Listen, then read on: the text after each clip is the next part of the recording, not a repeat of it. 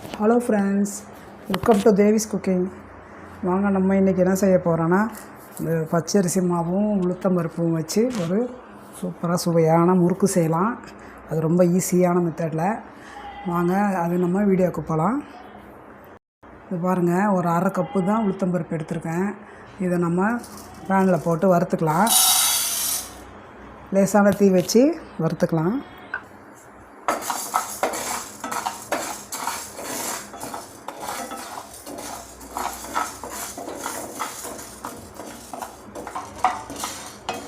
பாருங்கள், நல்லா கலரை செவந்து போச்சு பாருங்கள். இந்த மாதிரி தீயாத அளவுக்கு லேசான தீயில் வச்சு வறுத்துக்கணும். இப்போ நம்ம இதை இடத்துல வேறு பிளேட்டில் போட்டுட்டு ஜாரில் போட்டு அரைச்சிக்கலாம். உளுந்து நம்ம வறுத்து ஆர்டர் பண்ணியாச்சு. இப்போ நம்ம இதே பேனில் இந்த பாருங்கள், ஒரு கப்பு பச்சரிசி மாவு போட்டு நம்ம வறுத்துக்கலாம்.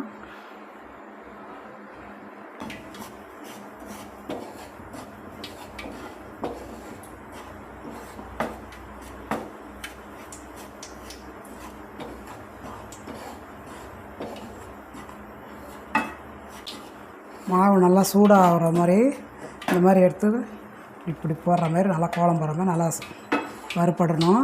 நம்ம அந்த மாதிரி வறுத்து எடுத்துக்கலாம். இந்த ஒரு கப்பு சூடாகிடுச்சு. இப்போ நம்ம இதை எடுத்துடலாம். இதில் இன்னொரு கப்பு போட்டு வறுத்துக்கலாம்.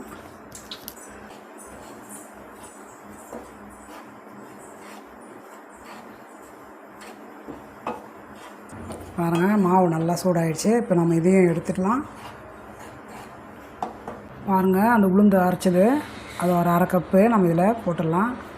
வெறும் உளுந்து மட்டும் போட்டுறோம். முறுக்கு செஞ்சால் நல்லா முறுக்கு வெள்ளை வெளியேறுன்னு இருக்கும். எள்ளு வந்து ஒரு ஸ்பூன் அளவுக்கு, ஓமம் வந்து ஒரு அரை ஸ்பூன் போட்டால் கூட போதும். பெருங்காயத்தூள் போட்டுக்கலாம். போட்டு வச்சிடணும்.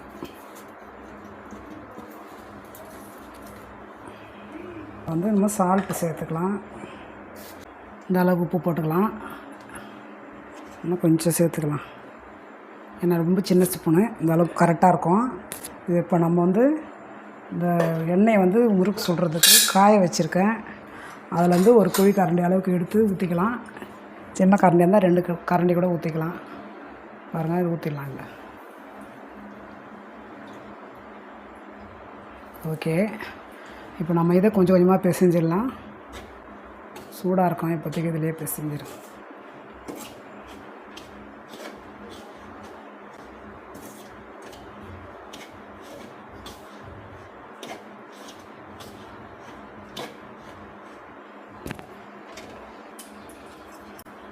இப்போ நம்ம கொஞ்சம் கொஞ்சமாக தண்ணி போட்டு பிசைஞ்சிடலாம்.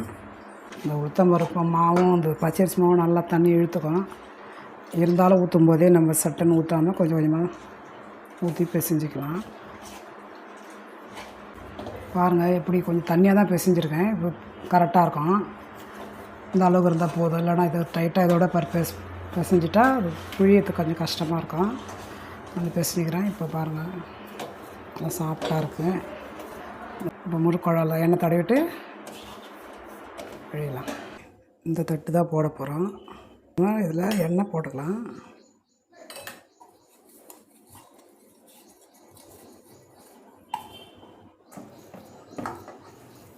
மாவு நல்லா தளர்வாக தான் இருக்குது. பிழியத்துக்கு கொஞ்சம் நல்லா ஈஸியாக இருக்கும்.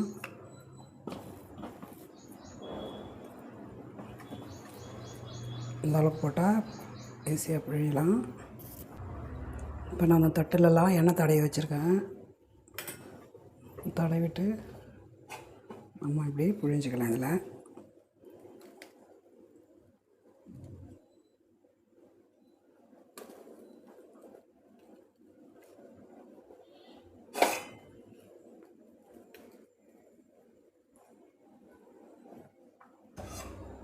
பாருங்கள்,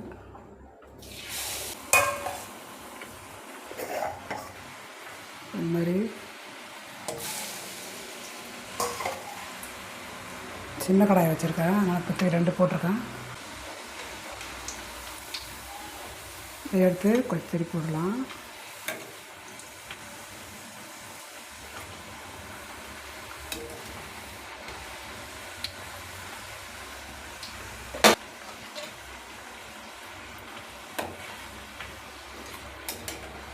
பாருங்கள் நல்லா வெந்து மேலே வந்துடுச்சு.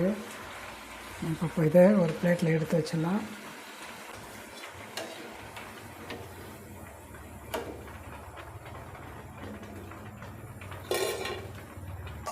அடுத்து இதே மாதிரியே போட்டுக்கலாம்.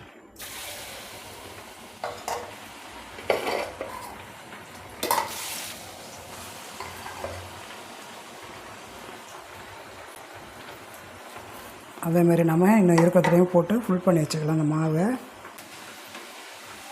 நம்ம திருப்பி விட்டுடலாம்.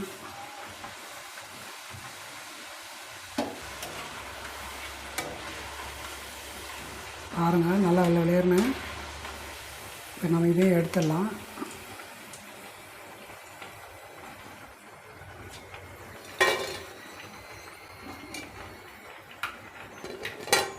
இருக்கிற மாவு எல்லாத்தையும் இதேமாரி சுடலாம். பாருங்கள் ஃப்ரெண்ட்ஸ், இப்போது இந்த ஒரு சின்ன கப்பில் நம்ம 2 கப்பு மாவு தான் போட்டோம். இத்தனை முறுக்கு வந்திருக்கு பாருங்கள். நல்லா விளையாடுன்னு சூப்பராக அருமையாக இருக்குது பாருங்கள். இது 2 தட்டுலேயும் நான் வச்சுருக்கேன். எப்படியே ஒரு 70 முறுக்காவது இருக்கும். இது நீங்களும் உங்களுக்கு இந்த மாதிரி வீட்டில் போய் செஞ்சு கடையில் வாங்கினோன்னா இது எப்படியும் ஒரு 100 ரூபாய்க்கு மேலே தான் வாங்குவாங்க. இதுக்கு ஒன்றும் வேலையே இல்லை. இது கொஞ்சம் நேரம் வேலை தான், 10 நிமிஷமே இருந்தால் போதும். இதுக்கு நல்லா அருமையாக இருக்குது. ஒரு முறுக்கு எடுத்து சாப்பிட்டு பார்க்கலாம். எந்த அளவுக்கு எந்த அளவுக்கு நல்லா மொறுமொறுப்பாக நல்லா இருக்குது. மொறுமொறுன்னு சாப்பிட்டு பார்ப்போம். சூப்பராக இருக்குது ஃப்ரெண்ட்ஸ். இப்போ நீங்கள் உங்களுக்கு இந்த வீடியோ பிடிச்சிருந்தால் லைக் பண்ணுங்கள், ஷேர் பண்ணுங்கள், சப்ஸ்கிரைப் பண்ணுங்கள், ஃப்ரெண்ட்ஸுக்கும் ஷேர் பண்ணுங்கள். நெக்ஸ்ட் வீடியோவில் சந்திப்போம். அது வரைக்கும் பாய்.